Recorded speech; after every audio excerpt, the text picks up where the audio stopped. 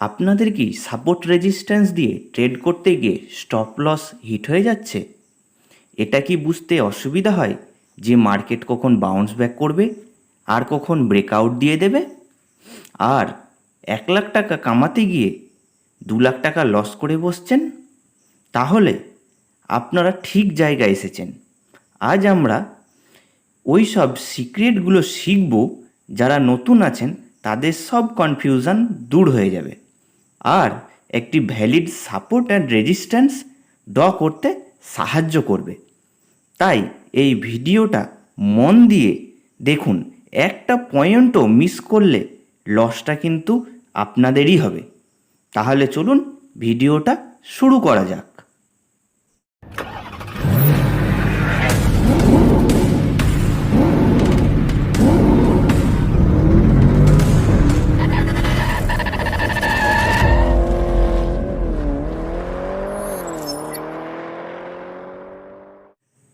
আজ আমরা এই ভিডিওতে শিখব কিভাবে সঠিক নিয়মে সাপোর্ট অ্যান্ড রেজিস্ট্যান্স ড্র করতে হয়, যাতে আপনার চার্ট এই রকম না দেখায়। সাপোর্ট অ্যান্ড রেজিস্ট্যান্স চার্টের মধ্যে সবথেকে গুরুত্বপূর্ণ লেভেল হিসাবে ধরা হয়, যেটা প্রত্যেক ট্রেডারদের ক্যান্ডেলস্টিক শেখার পর সাপোর্ট অ্যান্ড রেজিস্ট্যান্স জানাটা খুব গুরুত্বপূর্ণ। 90% ট্রেডাররা এখনও চার্টের ওপর ভুল নিয়মে সাপোর্ট অ্যান্ড রেজিস্ট্যান্স ড্র করেন।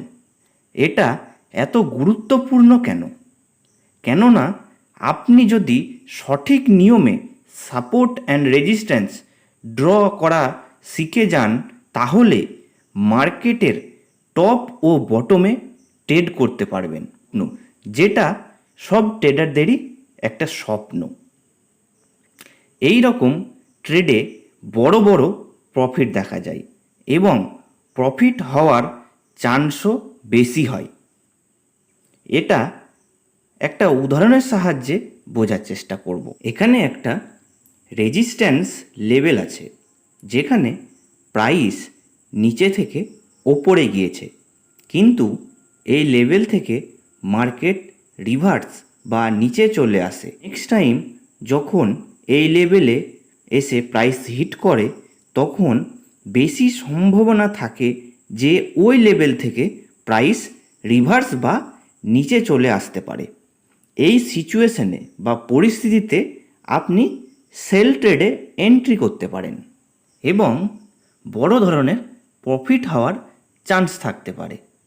বেশিরভাগ নতুন ট্রেডাররা এই ভুলটা করে যে তারা চার্টের ওপর multiple support and resistance draw করে। যদি আপনি এই রকম করছেন, তাহলে আপনি বড় মিস্টেক বা ভুল করছেন, কারণ এই রকম লাইন শুধু আপনাকে কনফিউজ করতে পারে। সাপোর্ট অ্যান্ড রেজিস্ট্যান্স ড্র করার লক্ষ্য হচ্ছে চার্টকে ইজি করা বা সহজ করা, যাতে আমাদের ট্রেডে এন্ট্রি করতে এবং ট্রেড থেকে এক্সিট করতে সহজ হয়। বেশিরভাগ ট্রেডাররা এই ভুলটাই করছে যে তারা সঠিক নিয়ম অনুযায়ী সাপোর্ট অ্যান্ড রেজিস্ট্যান্স ড্র করছে না। এবার আমরা চারটে রুলস বা নিয়ম শিখব, যেগুলো দিয়ে আমরা সঠিক উপায়ে সাপোর্ট অ্যান্ড রেজিস্ট্যান্স ড্র করতে পারব। এই উদাহরণে চার্টকে ভালোভাবে দেখুন, যেখানে 3বার একটি পার্টিকুলার লেভেল থেকে প্রাইস রিভার্স হয়ে গেছে। এটা আমাদের বলছে এটা মাল্টিপল রিজেকশন জোন। এটার জন্য এখানে একটি সাপোর্ট লেভেল ড্র করতে পারি এবং এটার ঠিক ওপরে যখন প্রাইস এই লেভেলে এসেছে, তখন মাল্টিপল রিজেকশন নিয়ে নিচে গিয়েছে। তাই আমরা এখানে রেজিস্ট্যান্স লেভেল ড্র করতে পারি। এক কথায় বলতে পারি যে লেভেল থেকে মার্কেট ওপরে গিয়েছে, সেই লেভেলটা হচ্ছে সাপোর্ট, আর যেই লেভেল থেকে মার্কেট নিচে এসেছে সেই লেভেলটা হচ্ছে রেজিস্ট্যান্স। এইবার আপনার মনে একটা প্রশ্ন আসতে পারে যে চার্টে সাপোর্ট অ্যান্ড রেজিস্ট্যান্স ড্র করব কিভাবে, যেখানে মাল্টিপল রিজেকশন নেয়নি? তাহলে আমাদের 2 নম্বর রুলস বা 2 নম্বর নিয়ম ফলো করতে হবে। তাহলে 2 নম্বর রুলস বা নিয়মটা কি? 2 নম্বর নিয়মটা হচ্ছে swing high and swing low এর লেভেল। এই উদাহরণটিতে আমরা দেখতে পাচ্ছি swing high and swing low সব থেকে স্ট্রং সাপোর্ট অ্যান্ড রেজিস্ট্যান্সের কাজ করছে। এটাকে উদাহরণের সাহায্যে বোঝার চেষ্টা করি। এখানে প্রাইস মাল্টিপল টাইম রিজেকশন নেয়নি, এখানে প্রাইস একটি সুইং হাই তৈরি করেছে আর ওখান থেকে রিভার্স হয়েছে বা নিচে এসেছে। আর এটা ছোট রিভার্স না, বড় রেড ক্যান্ডেল করে নিচে এসেছে।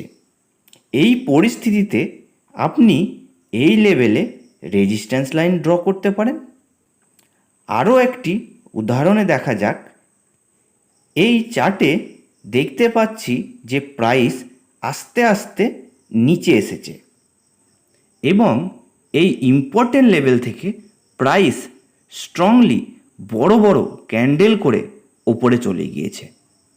তার জন্য আপনি এই লেভেলটাতে সাপোর্ট লাইন ড্র করতে পারেন, যেটা এই সময় একটা গুরুত্বপূর্ণ লেভেল হতে পারে।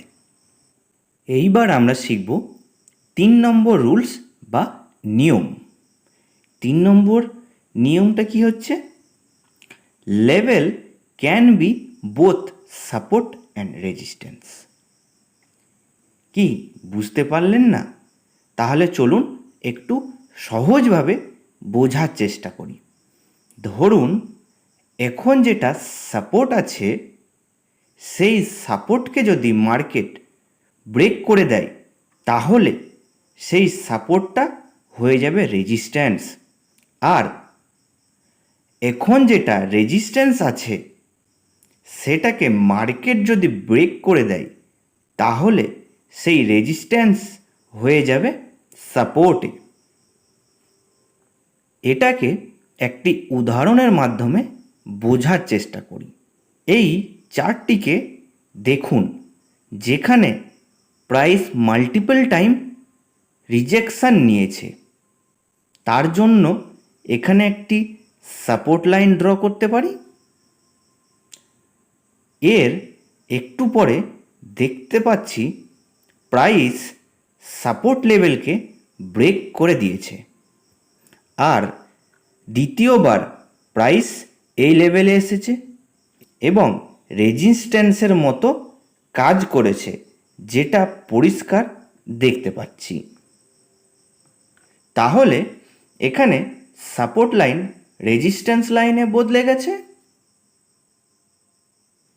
তাহলে আমরা এখানে সাপোর্ট বিকাম এ রেজিস্ট্যান্স বলতে পারি।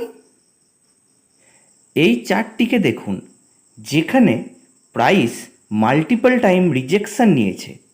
তার জন্য এখানে একটি রেজিস্ট্যান্স লাইন ড্র করতে পারি। এর একটু পরেই দেখতে পাচ্ছি প্রাইস রেজিস্ট্যান্স লেভেলকে ব্রেক করে দিয়েছে আর মার্কেট ওপরে চলে গিয়েছে। দ্বিতীয়বার যখন প্রাইস এই লেভেলে এসেছে এবং এই লেভেল থেকে প্রাইস রিজেকশন নিয়ে ওপরে গিয়েছে, তাহলে এই লেভেলটা সাপোর্টের মতন কাজ করেছে। তাহলে এখানে রেজিস্ট্যান্স লাইন সাপোর্ট লাইনে বদলে গেছে। তাহলে আমরা বলতে পারি রেজিস্ট্যান্স বিকাম এ সাপোর্ট।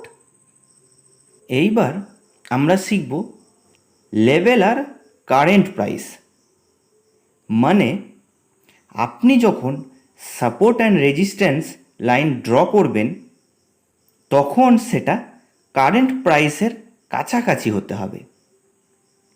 এই চার্টটিতে এই দুটি লেভেল ড্র করার দরকার নেই, কারণ এটি কারেন্ট প্রাইস থেকে অনেকটা দূরে আছে। আমাদেরকে সেই লেভেলটাই ড্র করতে হবে যেটা আমাদের তখন কাজে লাগবে। চার্টের ওপর অনেকগুলো লাইন ড্র করে ফেললে আপনি কনফিউজ হয়ে যাবেন। এই সিচুয়েশানে বা পরিস্থিতিতে আপনাকে এখানে সাপোর্ট লাইন ড্র করতে হবে, কারণ প্রাইস এই লেভেলে যতবার এসেছে ততবার প্রাইস এই লেভেল থেকে রিভার্স হতে দেখা গেছে। এর সাথে এই ইম্পর্ট্যান্ট লেভেলও রেজিস্ট্যান্স লাইন ড্র করতে হবে, কেননা প্রাইস এই লেভেল থেকে মাল্টিপল টাইম রিজেকশন হয়ে নিচে এসেছে। চার্টে এই দুটি লেভেল খুব ইম্পর্টেন্ট, কারণ এই দুটি লেভেল আমাদের কাজে আসবে এবং কারেন্ট প্রাইসের খুব কাছাকাছি আছে। এতক্ষণ আমরা সাপোর্ট অ্যান্ড রেজিস্ট্যান্স ড্র করার রুলস বা নিয়ম শিখলাম। এবার মনে হয় আপনি অনেক ভালো করে সাপোর্ট অ্যান্ড রেজিস্ট্যান্স ড্র করা শিখে গেছেন। যদি আপনার এই ভিডিও ভালো লেগে থাকে তাহলে আমাদের চ্যানেলটিকে সাবস্ক্রাইব করতে পারেন এবং একটি লাইক করতে পারেন।